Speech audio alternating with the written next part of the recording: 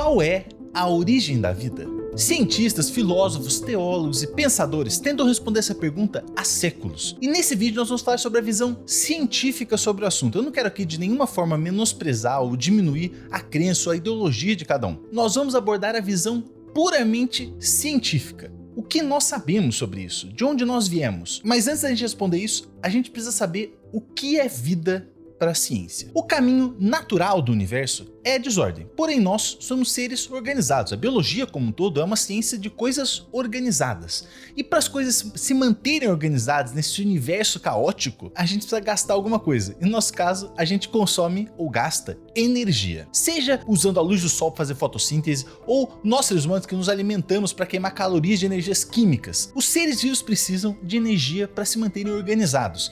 E esse gasto de energia para se manter organizado é o que a gente chama de metabolismo. Outro ponto fundamental da vida para a ciência é poder se reproduzir. A gente não só é organizado, como a gente passa essas características de organização para gerações futuras, através da reprodução, seja ela sexuada ou assexuada. Ou seja, a teoria de origem da vida da ciência precisa explicar tanto o metabolismo, ou a auto-organização, quanto a reprodução, passar as nossas características para as novas gerações, para os novos seres vivos. Mas aí existe um problema. A ciência sabe explicar um ou outro. Muito no passado, os cientistas achavam que a vida surgia do nada.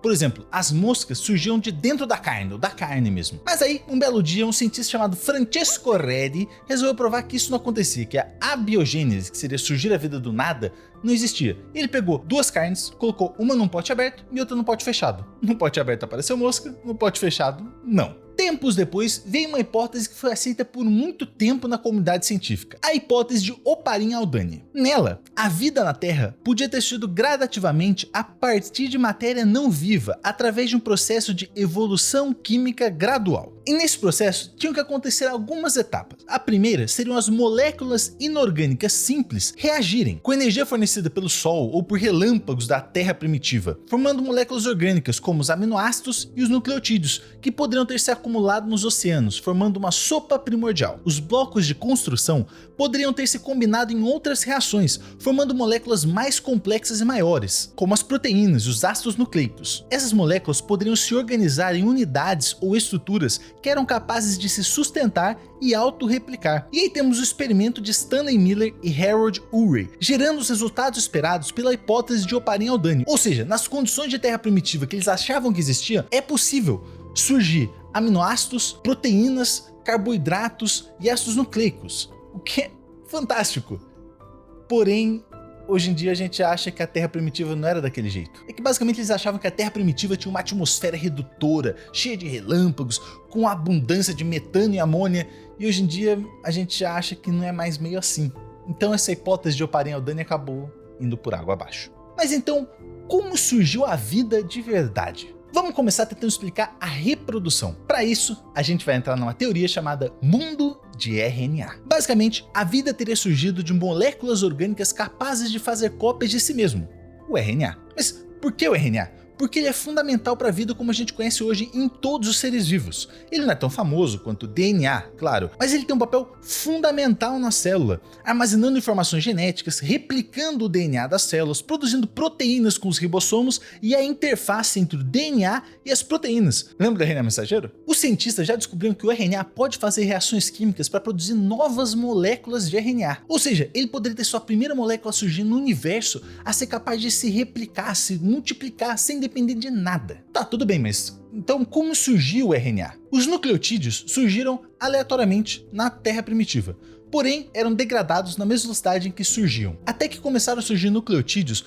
um pouco mais estáveis, que conseguiam se manter por um período maior de tempo. Eles acabavam se juntando, formando cadeias nucleotídicas, que eram as primeiras cadeias de RNA, só que elas também eram degradadas.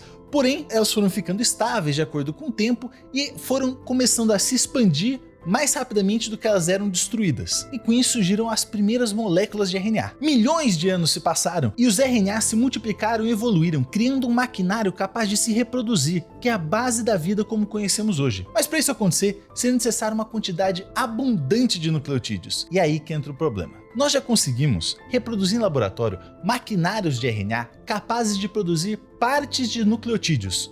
Porém, até hoje, nenhum maquinário de RNA capaz de produzir nucleotídeos inteiros com o que a gente conhece da Terra primitiva. A vida a partir do metabolismo pode ter surgido de reações químicas que produzem energia, como por exemplo a oxidação de alguns elementos químicos. Agora, para entender essa hipótese, a gente tem que mergulhar para o fundo do mar. As fumarolas são mini geysers que ficam no fundo dos oceanos soltando água quente, rica em compostos minerais como sulfetos e íons de ferro, que ao reagirem com gás carbônico e hidrogênio formam metano e moléculas orgânicas como as nossas. Basicamente é um processo espontâneo que produz energia com moléculas orgânicas de maneira bem parecida com as nossas células. E se a gente olhar para a árvore da vida da evolução aqui na Terra, encontramos em sua origem organismos que vivem em fontes termais subaquáticas, como as fumarolas, e que usam como fonte de energia metano e hidrogênio. E visitando essas fontes termais, estamos encontrando exatamente esses organismos que nos ajudam a entender a base da árvore da vida. Agora, qual dessas duas teorias está certa? Ninguém sabe. A gente ainda está na era dos descobrimentos na biologia. O que nós sabemos é o processo que transformou as primeiras moléculas capazes de se manter e de se replicar na vida que conhecemos hoje, com bactérias, fungos, animais e plantas. O único processo espontâneo que pode organizar toda essa informação e transformar os ingredientes da vida nessa mistura louca e complexa que temos hoje: a evolução. E a mesma matéria que se organizou espontaneamente para gerar o Sol se organizou em moléculas e evoluiu até os seres humanos, animais inteligentes o suficiente para se questionarem: qual a origem da vida?